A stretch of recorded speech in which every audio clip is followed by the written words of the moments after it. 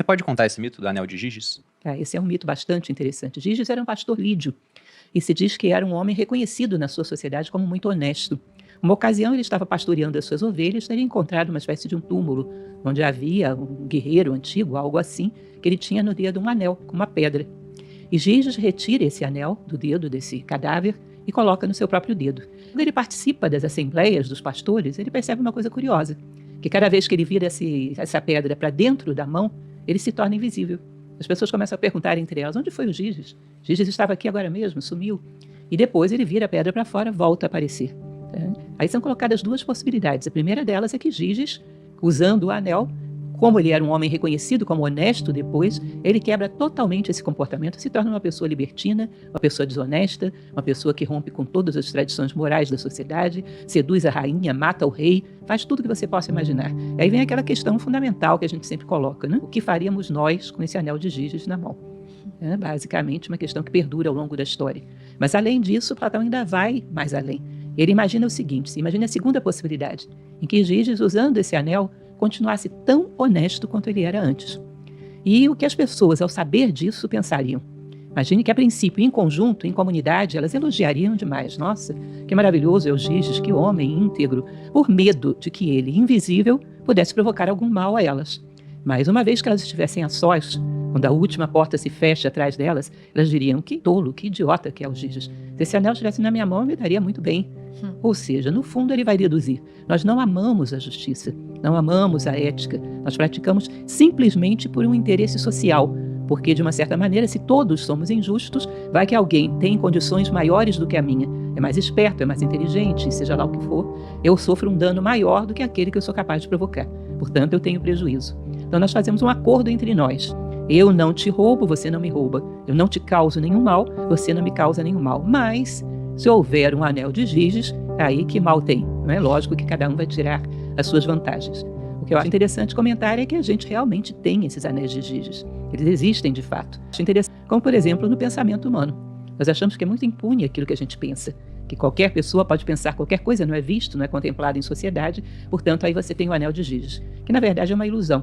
Porque da mesma maneira que Platão fala que nós temos um plano das ideias e um plano concreto, tudo aquilo que vive reiteradamente no plano das ideias tensiona o mundo manifestado para vir à vida. Então, se você alimenta repetidamente uma ideia, numa fresta de desatenção ela vai vir à vida e vai gerar um fato na tua vida, mais cedo ou mais tarde. E também um outro anel de Giges que é bastante comum, que a gente pode ver em sociedade, é o poder. Se eu tenho o poder, eu me sinto numa situação onde eu posso fazer o que eu quiser e sou totalmente protegido por esse poder. Não posso receber uma contrapartida à altura. Então eu me sinto muitas vezes muito à vontade, mais do que se poderia, do que se deveria, né? Para manifestar aquilo que eu sou. Daí que muitas vezes se pensou na história que o poder é algo que corrompe, é algo que traz à tona aquilo que o homem tem de pior. Que é uma coisa com a qual eu legitimamente não concordo, não acho que seja assim. Existe uma frase de um escritor brasileiro que eu gosto muito, que eu considero como um filósofo, que é Machado de Assis. Joaquim Maria Machado de Assis tinha reflexões excelentes. E uma das suas frases famosas que ele dizia na Marmota Fluminense, ele dizia o seguinte, é errada a frase que diz que a ocasião faz o ladrão. A ocasião faz o crime, o ladrão já nasce feito.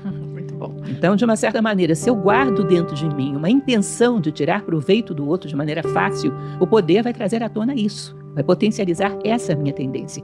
Agora, se eu trago dentro de mim um pacto com a minha consciência de integridade, de lisura, de honestidade, o poder vai potencializar isso que eu tenho. Ele não vai inventar em mim uma falta de ética. Ele vai simplesmente trazer à tona aquilo que eu tenho.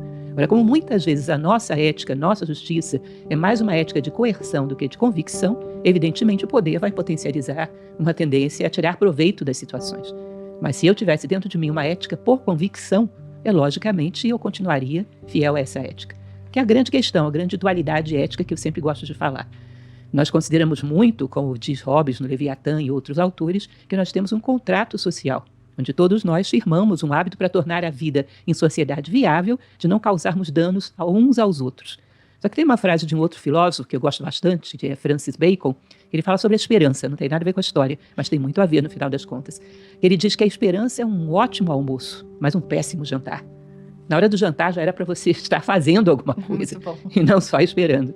Eu também acho que esse contrato social, esse pacto social é um ótimo almoço, mas na hora do jantar você já deveria ter consciência social. Não é? Ou seja, a ética não deveria ser só uma coerção que você faz por medo ou desejo. Já deveria ser uma convicção, onde as pessoas fazem pelo que são, ou seja, pelo aquilo que acreditam, porque consideram que é digno de ser um ser humano agir dessa maneira. Porque senão nós temos exatamente o que Platão fala, uma sociedade eternamente vigiada para ser ética, para ser honesta, para ser justa. Nunca chegamos a uma situação de uma sociedade regida pela consciência humana, ou seja, pela convicção.